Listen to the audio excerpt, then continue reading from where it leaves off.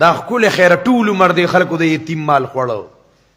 شیخ القرآن رحمت الله علیه هغه وایي زمونږ په علاقه کې یو کاکا مړ شو، یتیمانان بچی یې پاتې وو. هغه زنانې ما پسې سوال جواب وکړو او نورو مولایانو پسې هم سوال جواب وکړو. وی ما ته مور وی چې لړه شه کونډه ده څه مسلې تپوس به کوي. مونږ لاړو کېناستو، نور ملګري م راغلي وو.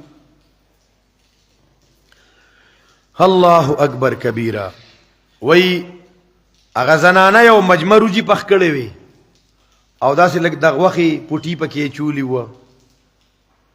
وی دا یتیمانان ماشومان براله دی خوراک ته به ودرېده. یو ته خوشه تاسو ته نه دي ښې پلارم ماشومانو مړو که نه او بدعت کارل.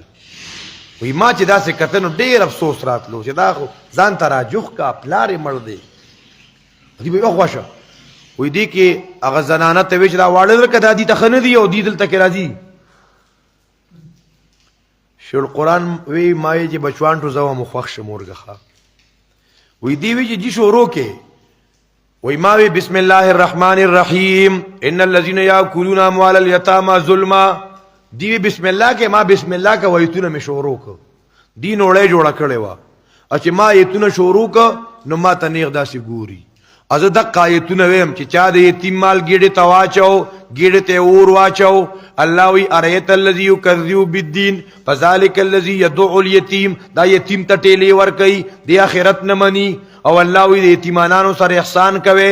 والیتام ایتونه ویم دی نوړې جوړه کړې داسې ایرو چې تکړه دا او یا داسې دا او دیخوا مې یتیمانانو ته اشاره وکا او په دې روجو کې پوټي پوټي راغونډوم یو تنوړې ورکوم بل تنوړې ورکوم بل تنوړې ورکوم. هغه غوخه وخت په یتیمانانو مې خوړه چې کله دی چې مې وکړه چې مجمع کې ډیر صفات نه دي او ردی د خوراک نه دي ځکه دا خو د غوخي او د لحم الدجاج عاشقان دي. نو ما ته چې بس غږ مې ونه کو وې دي ساداري رواغسته زه به تاسو سره ګورم. وی ښه مونږ به تاسو سره ګورو. هغه بوډۍ راله چې ولې دی خپه لاړه که نه ما ته چې نه خوشحاله لاړه ښه سور کې روان دي ښه سور کې روان دي. شیخ القرآن وی هغه زنانه ته ما ویله چې ته په کور کې ډوډۍ پخې د یتیمانانو مال په نورو خلکو مه خوره ستا خیرات په دې باندې په دې یې خوره. وی هغې وی چې ښه لکه دی بچو باندې د ما خیرات کیږي. ما ته وی او کنه دا خو مسلې خو چا نه کولې. شیخ القرآن وی ما ته چې زه بیا مې مړ کې خو د یتیم رزق ته مې پرې نه ښودی ښه نو هغه نوړی د ما په خیال بیا ایښې وه ځکه هغه نوسي او زامن اوس هم ډېر سخت خفوي که نه. وی ستاسو بابا زمونږ د باباګانو د خولې نه نوړی شو کولی وه. نو دا دغه ځای کې دا چلو ښه دا مونږ سره چې د بعضې خلکو نه لګي که نه مونږ پسې خبرې کوي درسونو ته یې مزې دي دا نه مني نور هر څه منو خو زمونږ شیخ القرآن د دې د نیکیانو د خولې نه د یتیم هغه نوړی را شو کولی وه. خبره مو خیال ته رانله. ان الذین د یتیم مال ته به یې کار ویلی و د به خوبونه لیده ښه دا خوبونه د دې خلکو پخوانه عادت دی. را به ور به وړه به بیګا مې باباجي خوب کې لیدلی وه او داسې نور ښه ښکلې ښکارېده خو خپې ابلې خپې وې. ای به یې صبر وکړه نو دغه مړي د یتیمانانو هغه پیزار به یې ورته راوړو دا خو د یتیمانانو حق نو په دوه ورځې پس به بیا راغی ور خوب مې ولیده یاره بابا پنجه دارې سپلې چولې او سمې شغلې تې ختې خو سړی په سر تورو. هغې به ورګله بابا یو ټوپۍ پرته وه ټوپۍ دا خو د یتیمانانو حق و ټوپۍ به یې ورته راوړه.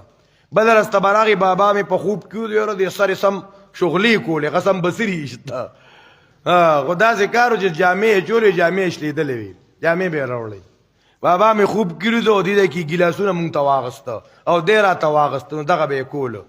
دغه بوډۍ یو زوی چې د درسونو کې ناسته کړې وه په دې خبرو پوه د دې په دې خوبونو په ګتکو باندې پوه هغه سوچ کو چې هسې نه سبا ته راشي چې بابا مې خوب کړي دو یوازې په مور هله نکاح وانه چې چېته هغه سره یاره پیدا شوه. هغه چې راغې چې ته بل خوب به یې لیدلی ده ورته وي ستا جي خوب به دې بیا اورو خو زما په دې پلار به په دې جوړونو په دې خپو کې دردونه راتله نو ځکه چې تا له مونږ کوم څیز درکو دا ډایرکټ هغه ته ورسي ستا دا خېټه خو ډایرکټ دا خانه د لیټر بکس دی دا خو هغه ته ورسي نو صبر وکړه زما د دې پلار به په دې خپو دردونه راتله نو زما والدې به ورته دا سیخان په اور کې ګرم کو نو دې ته به داغ ورکو ټکور به یې وله ورکو نو به ټیک شو. نو ډیر وخت شوی کې دي چې دغه په خپو دردونه راغلي یو نو ته لکې نه غسی خان ګرمو کنه نو چې ستا خپو پورې هغه ومګورو چې دغه خپل ته ټیک شي. او سړی دوه خپل او دوه پردي او کران دی کوي زه سړی پنځ پیرانو له ذهن خراب کړی وي نه منې خیرات دی بیا نه منې خیرات او ذهن یې خراب کړی دی. الله دا حل په دې ملک ښا ان الذي